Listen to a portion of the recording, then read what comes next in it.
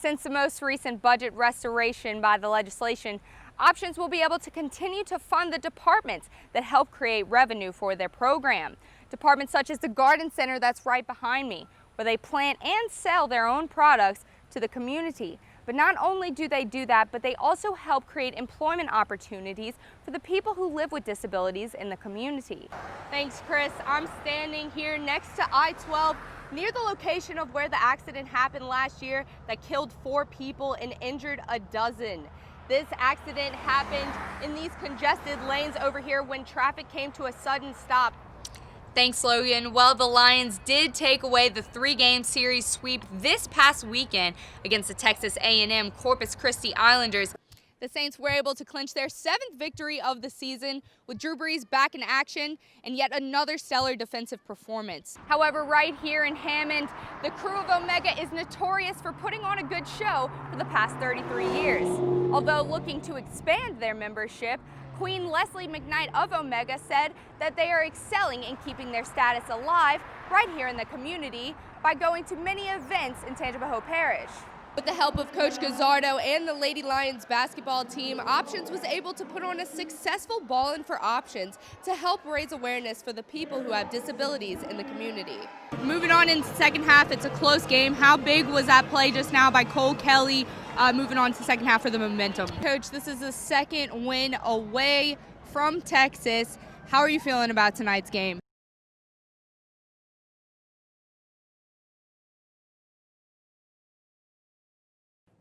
Flooding is not uncommon for Louisiana residents, especially those living along rivers. Dylan Domingue reports that the Pearl River is one of those waterways that nearby residents are watching closely. School is in session here at Southeastern, and sometimes a busy campus makes for traffic problems and accidents. Recently, a driver accidentally drove his car through the new Southeastern school sign on campus. The sign located by Holy Ghost Catholic Church was destroyed, as you can see in the collision with the car. Little details are known about how the accident occurred, but the scattered bricks from the sign have been picked up with hopes to have another sign. After 30 years of service with the Louisiana State Police, Captain Clay Schutz recently passed the torch as head of the Protective Services Unit to the first African-American female captain in state police history. Rachel Riley has more on this story. The last time the men's basketball team won a game, the Super Bowl was still a full week away, the XFL had yet to kick off, and we didn't even start filming shows for the spring semester. The Lions basketball team returned home this week looking to bounce back after suffering a season-opening loss last Wednesday at the hands of Tulane. Last night, the Southeastern's women's basketball team traveled to Baton Rouge to face the LSU Lady Tigers. It was a valiant effort for the Lady Lions as they fell short 62-52. It was the best game for the Lady Lions in the early season as they forced 19 turnovers. The New Orleans Pelicans experience has been a roller coaster of emotion for fans of the team. The Pels have gone from a playoff team to second to last in their conference over the past 2 years. But now they're looking to come out of it playing better than ever. Reporter Logan Graffia has the story. All right, guys, I'm taking it overseas with this one to my second home and my dad's first home, South Africa.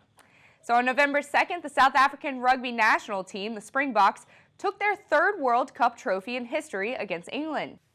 On Monday, February 10th, Saints owner Gail Benson released a lengthy statement that denied her involvement with covering up the clergy molestation scandals that have plagued the view of the Catholic Church in the Archdiocese of New Orleans and now, unfortunately, the Saints organization. Richie, thanks so much for being here with us today. So glad to have a soccer fanatic like myself on the desk. It's very nice.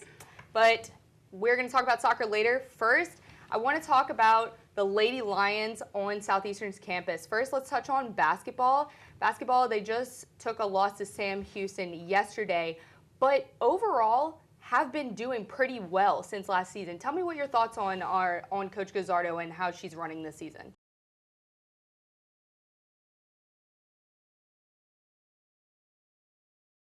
On September 2nd, an 18-wheeler caused destruction to a local Hammond neighborhood when the driver of the truck caught utility lines and uprooted a number of poles and wires.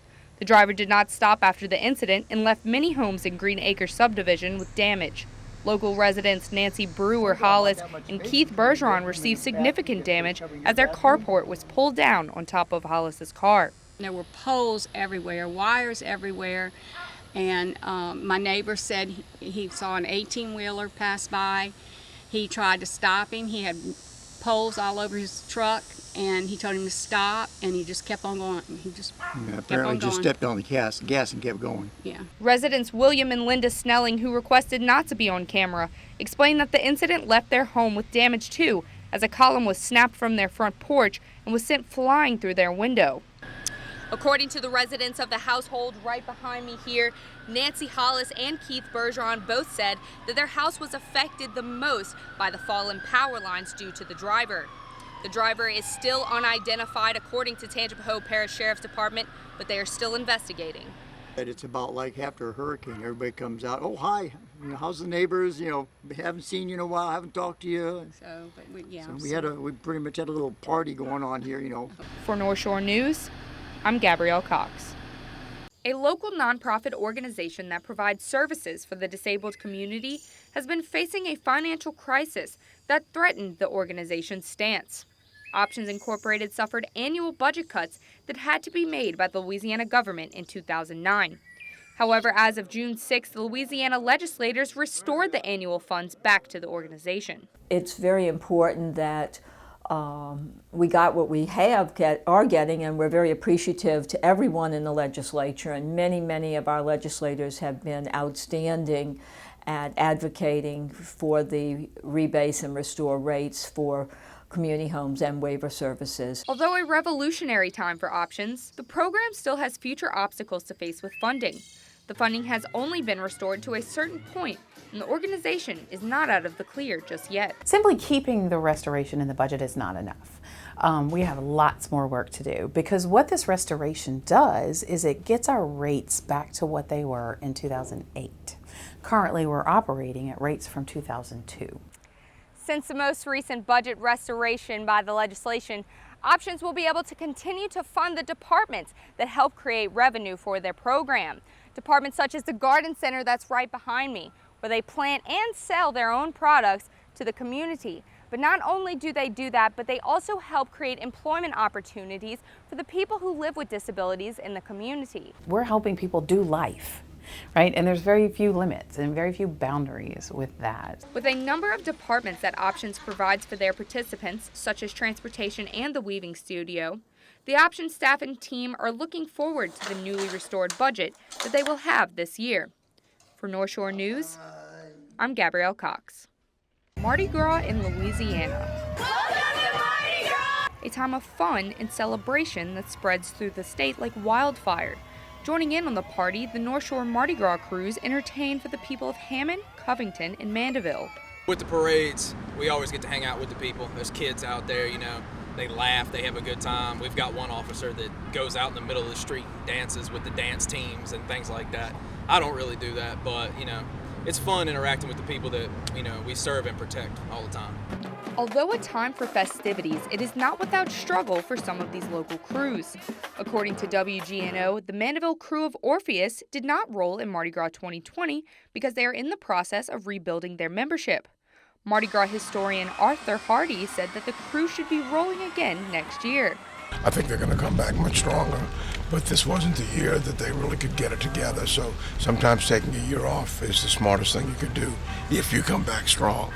However, right here in Hammond, the crew of Omega is notorious for putting on a good show for the past 33 years. Although looking to expand their membership, Queen Leslie McKnight of Omega said that they are excelling in keeping their status alive right here in the community by going to many events in Tangipahoa Parish.